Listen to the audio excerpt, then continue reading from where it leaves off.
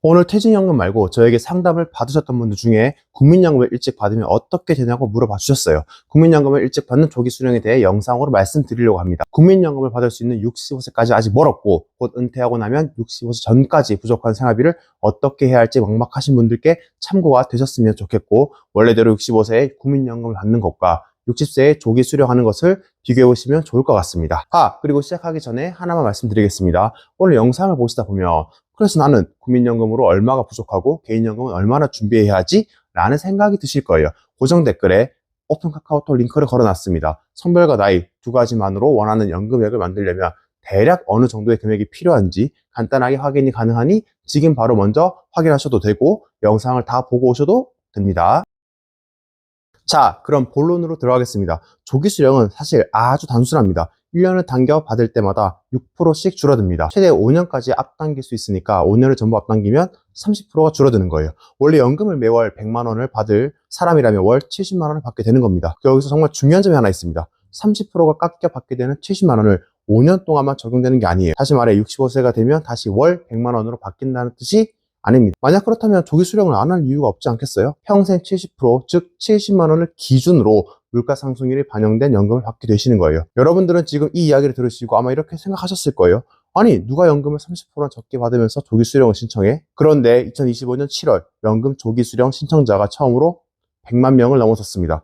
30%가 줄어든다는 사실을 그분들이 몰랐을까요? 당연히 아니죠. 알면서도 신청할 수밖에 없었던 거예요. 통계청이 발표한 고령층 조사 결과를 보면 55세에서 79세 사이의 취업 경험자들이 가장 오래 다녔던 직장을 그만둔 평균 나이는 52.9세였습니다.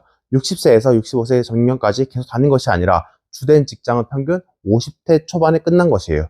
그만둔 이유도 중요하죠. 사업 부진이나 폐업, 건강 악화, 가족 돌봄 같은 이유가 많았습니다. 스스로 충분히 준비한 뒤 여유 있게 은퇴한 경우가 있는 것이 아니라는 뜻입니다. 52.9세의 주된 직장에서 나왔다고 하면 정상 국민연금이 나오는 65세까지는 약 12년이 남습니다. 그러면 소득이 끊기는 기간이 생기는데 흔히 소득 크레바스라고 부릅니다. 물론 그동안 일을 다시 구하죠. 가만히 있는 건 아니겠죠. 재취업도 하고 아르바이트도 하고 전에 하지 않았던 힘든 일도 하면서 생활비를 벌려고 합니다. 하지만 이전 직장에서 받던 월급만큼 벌기는 대부분 쉽지가 않겠죠. 월급은 줄었는데 생활비와 관리비, 보험료, 자녀에게 들어가는 돈은 계속 나갑니다. 부모님의 병원비가 갑자기 필요할 수도 있고 퇴직금을 조금씩 거내 쓰기 시작할 수도 있습니다. 1년을 버티다가 너무 힘드니 조기 수령을 가장 빨리 할 수 있는 60세가 되면 신청할 수밖에 없었던 거예요. 당장에 돈이 너무 부족하기 때문이죠.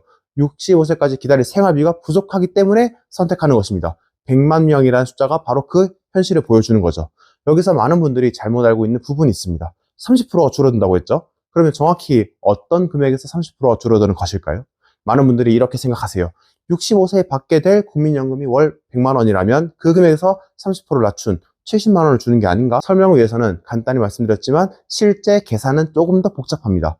국민연금은 가입기간과 가입 중 소득, 전체 가입자의 평균 소득, 과거 소득을 현재 가치로 바꾸는 재평가율 등을 반영해서 계산이 됩니다. 이런 어려운 말은 다 제쳐두고 물가 상승률 하나만 생각해도 무슨 말인지 이해할 수 있으실 겁니다. 국민연금의 가장 큰 장점 중 하나는 물가 상승률을 반영해준다는 것입니다. 그런데 물가 상승률을 예측할 수 있나요? 그렇지 않습니다. 그렇기 때문에 내가 정상적으로 65세에 받게 될 연금액을 아는 것 자체가 불가능합니다. 그래서 60세에 신청하는 그 신청 시점에 여러 가지 복잡한 계산법으로 기준이 되는 기본 연금액을 정하게 됩니다. 그리고 그 기본 연금액의 70%가 적용되는 거죠. 이렇게 시작된 연금은 이후 매년 물가 변동률을 반영해 올라가게 됩니다. 여기서 중요한 것은 물가가 반영된다고 해서 내가 원래 65세에 연금 개시를 시작했다면 받게 될 그 금액으로 점프를 하지 않는다는 것이에요. 원래 65세에 연금 개시를 시작한다면 100만 원을 받으면서 물가 상승률도 100만 원에 반영이 되고 60세에 70만 원을 받기 시작한 사람은 70만 원의 물가 상승률이 반영되면서 연금액이 올라갑니다. 적게 받은 연금액이 평생 따라오는 것입니다. 그러면 가장 궁금한 계산을 직접 해보겠습니다. 설명을 위해 아주 단순하게 가정하겠습니다. 65세부터 정상 수령하면 월 100만 원, 60세부터 5년간 조기 수령을 하게 되면 월 70만 원입니다. 조기 수령자는 60세부터 65세까지 5년 동안 월 70만 원을 먼저 받습니다. 70만 원 곱하기 60개월을 하면 총 4,200만 원입니다. 65세가 된 시점에서 조기 수령자가 4,200만 원을 먼저 받은 상태인 것입니다. 그런데 65세 이후부터는 상황이 달라집니다. 정상 수령자는 월 100만 원, 조기 수령자는 월 70만 원, 정상 수령자가 매월 30만 원을 더 받습니다. 그러면 먼저 받은 4,200만 원을 매월 30만 원씩 따라잡으려면 얼마나 걸릴까요? 4,200만 원 나누기 30만 원, 140개월입니다. 11년 8개월입니다. 65세에서 11년 8개월이 지나면 약 76세 8개월입니다. 따라서 단순 누적 수령액만 비교하면 약 76세 8개월 이전에는 조기 수령자의 누적 금액이 더 많습니다. 그 나이를 넘으면 정상 수령자의 누적 금액이 더 많아지기 시작합니다. 그렇다면 나는 76세보다 오래 살 것 같으면 기다리고 그렇지 않으면 먼저 받으면 되겠네? 이렇게 생각하실 수도 있으시겠죠. 현재 60세인 사람들의 평균적인 기대 수명을 보면 남성은 80대 초중반, 여성은 80대 후반까지 살아갈 가능성이 있습니다. 평균만 놓고 보면 76세 8개월을 넘길 가능성이 상당히 높습니다. 그렇다면 정상 수령이 무조건 정답일까요?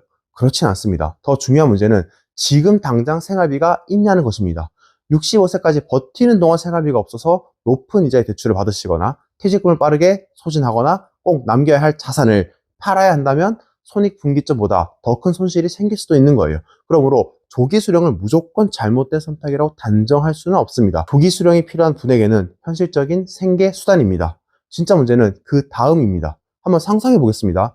60세에 조기 수령을 신청해서 국민연금 월 70만 원을 받습니다. 그리고 재취업이나 아르바이트로 월 100만 원 정도를 더 법니다. 그러면 월 170만 원으로 어떻게든 생활할 수가 있겠죠? 그런데 65세, 70세가 되면 어떻게 될까요? 건강과 체력 때문에 하던 일을 더 이상 계속하지 못할 수도 있는 거예요. 실제로 주된 일자리를 그만둔 이유 가운데 건강 악화도 높은 비중을 차지하고 있습니다. 근로소득은 사라졌는데 국민연금은 이미 조기 수령해서 생활하기에는 턱없이 부족하죠.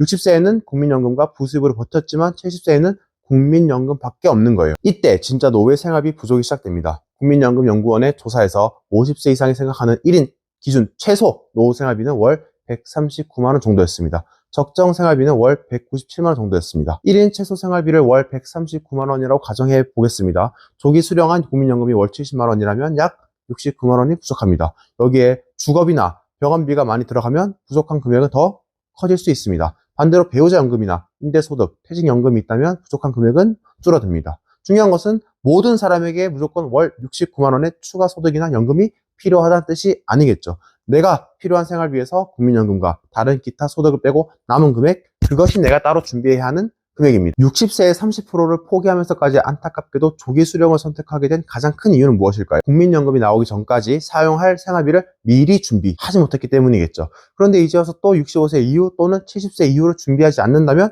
똑같은 실수를 반복하시는 겁니다. 차이가 있다면 그때 가서는 국민연금처럼 조금 받더라도 앞당겨 받을 수 있는 게 남아있지 않다는 거예요. 한번 준비하지 못해서 조기 수령을 선택했다면 이제는 두 번째 실수는 반복하지 않아야 합니다. 그런데 지금부터 준비할 것은 65세 또는 70세 이후에 국민연금 위에 더해질 두 번째 생활비를 준비하는 거예요. 개인연금일 수도 있고 퇴직연금을 나누어 받는 방법일 수도 있고 임대소득이나 다른 정기소득일 수도 있습니다. 수단보다 먼저 확인해야 할 것은 금액입니다. 나는 70세 이후에 월 얼마가 부족한가? 이 숫자부터 아셔야 하지 않겠어요? 그러면 마지막으로 가장 현실적인 질문이 남아있습니다. 그래서 나는 지금 얼마를 준비해야 하는데? 이 계산이 혼자서는 쉽지 않습니다. 현재 나이도 다르고 성별에 따른 예상 수령 기간도 다르고 개인연금을 언제부터 받을 것인지도 다르기 때문입니다. 그래서 영상 아래 고정 댓글에 오픈 카카오톡 링크를 걸어놨습니다. 성별과 나이와 함께 첫 번째는 내가 원하는 월 연금액을 받으려면 지금부터 어느 정도의 금액이 필요한지 물어보시는 겁니다.